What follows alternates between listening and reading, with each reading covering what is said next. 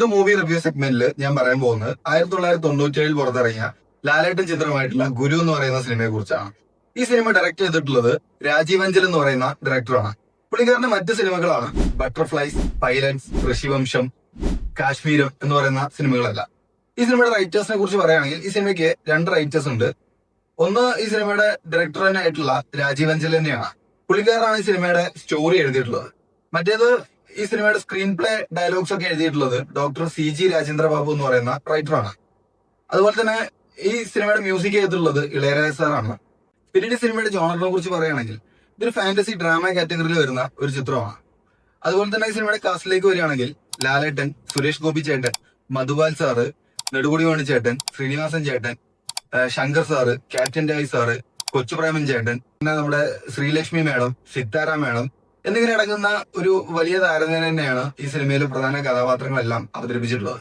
അതുപോലെ തന്നെ ഈ സിനിമയുടെ കഥാപശ്ചാത്തലത്തെ കുറിച്ച് പറയുകയാണെങ്കിൽ ഈ സിനിമയുടെ തുടക്കം തന്നെ ഒരു വർഗീയ കലാപം കാണിച്ചുകൊണ്ടാണ് ഈ സിനിമ തുടങ്ങുന്നത്. ഈ സിനിമയിൽ രഘുരാമൻ എന്ന് പറയുന്ന നമ്മുടെ ലാലേട്ടനെ അവതരിപ്പിച്ച ക്യാരക്ടറിന് ഈ ഒരു വർഗീയ കലാപത്തിലൂടെ തന്റെ ഫാമിലിനെ നഷ്ടപ്പെടുകയാണ്.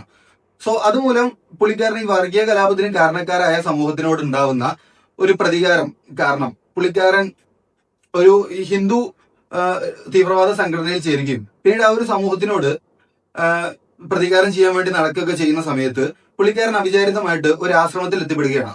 പിന്നീട് ഒരു സ്വപ്നം പോലെയോ അല്ലെങ്കിൽ ഒരു ഉൾവിളി പോലെയൊക്കെ പുള്ളിക്കാരൻ സ്വപ്നത്തിലൂടെ ഒരു സ്പിരിച്വൽ വേൾഡിൽ എത്തിപ്പെടുകയും ആ വേൾഡിൽ മൊത്തം കണ്ണു കാണാത്ത ഒരു ജനതയാണ്. അവിടുത്തെ ഭരണകൂടമാണെങ്കിലും അവിടുത്തെ ജനതയാണെങ്കിലും കണ്ണു കാണാത്ത ഒരു ജനതയുടെ കൂട്ടത്തിലേക്ക് കണ്ണു കാണുന്ന രഘുരാമൻ എന്ന് പറയുന്ന ഒരു ക്യാരക്ടർ എത്തിപ്പെടുകയാണ്.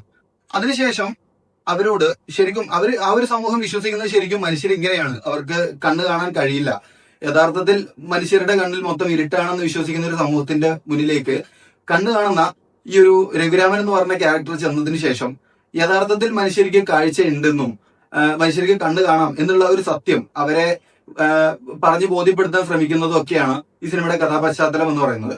സോ ആ ഒരു സമൂഹത്തില് മൊത്തം ഇരുട്ടിലിരിക്കുന്ന ഒരു ഭരണകൂടവും അതുപോലെ തന്നെ ഇരുട്ടാണെന്ന് വിശ്വസിക്കുന്ന ഒരു ജനതയുടെ ഇടയിലേക്ക് ഒരു പ്രവാചകൻ വരുന്നത് പോലെ, പ്രവാചകൻ വന്ന് ഒരു സത്യത്തിന്റെ ഒരു വെളിച്ചം തുറന്നു വിടാൻ ശ്രമിക്കുന്നത് പോലെയാണ് ലാലേട്ടൻ ആ ഒരു സമൂഹത്തിനോട് ഈ ഒരു സത്യങ്ങളൊക്കെ പറഞ്ഞ് ബോധ്യപ്പെടുത്താൻ വേണ്ടി ശ്രമിക്കുന്നത്. സോ പിന്നീട് എന്ത് സംഭവിക്കുന്നു എന്നുള്ളതൊക്കെയാണ് സിനിമയുടെ കഥാപശ്ചാത്തലം എന്ന് പറഞ്ഞാല് കണ്ടിരിക്കേണ്ട ഒരു സിനിമയാണ്. സോ ഈ സിനിമയ്ക്ക് ചില സാങ്കേതികമായിട്ടുള്ള പ്രശ്നങ്ങളൊക്കെ ഉണ്ട്. കാരണം ഇതിന്റെ VFXിലും കാര്യങ്ങളൊക്കെ അന്നത്തെ കാലത്തെ ആ ഒരു എന്താ പറയാ ലിമിറ്റേഷൻസ് കൊണ്ടും അല്ലെങ്കിൽ മലയാള സിനിമയുടെ ഒരു ബഡ്ജറ്റിന്റെ പ്രശ്നങ്ങൾ കൊണ്ടൊക്കെ ഈ സിനിമയുടെ VFXിലും ഇതിലൊക്കെ ചെറിയ പ്രോബ്ലംസ് ഒക്കെ ഉണ്ട്.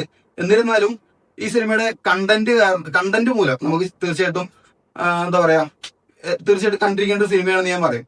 കാരണം ഇന്നത്തെ ഒരു ജനറേഷനിൽ നമ്മുടെ ഈ ഒരു കാലഘട്ടത്തില് രാഷ്ട്രീയക്കാരെല്ലാം ഉപയോഗിക്കുന്ന ഒരു തന്ത്രമുണ്ട്. കാരണം മനുഷ്യരുടെ ഇടയിൽ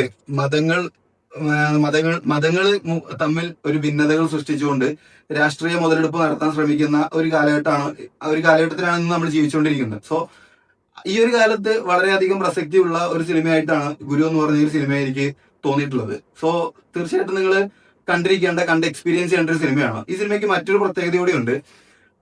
മലയാളത്തിൽ നിന്ന് ആദ്യമായിട്ട് ഓസ്കാർ നോമിനേഷന് വേണ്ടി സബ്മിറ്റ് ചെയ്യപ്പെട്ട ഒരു സിനിമ കൂടിയാണ് ഗുരു എന്ന് പറയുന്ന ഈ സിനിമ.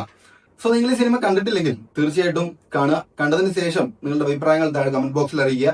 ഇനി നിങ്ങൾ ഈ സിനിമ കണ്ടിട്ടുണ്ടെങ്കിൽ നിങ്ങളുടെ അഭിപ്രായങ്ങളും താഴെ കമന്റ് ബോക്സിൽ അറിയിക്കുക. ഈ സിനിമ യൂട്യൂബിൽ അവൈലബിൾ ആണ്. സോ മറ്റൊരു വീഡിയോയുമായി വീണ്ടും കാണാം. ബൈ.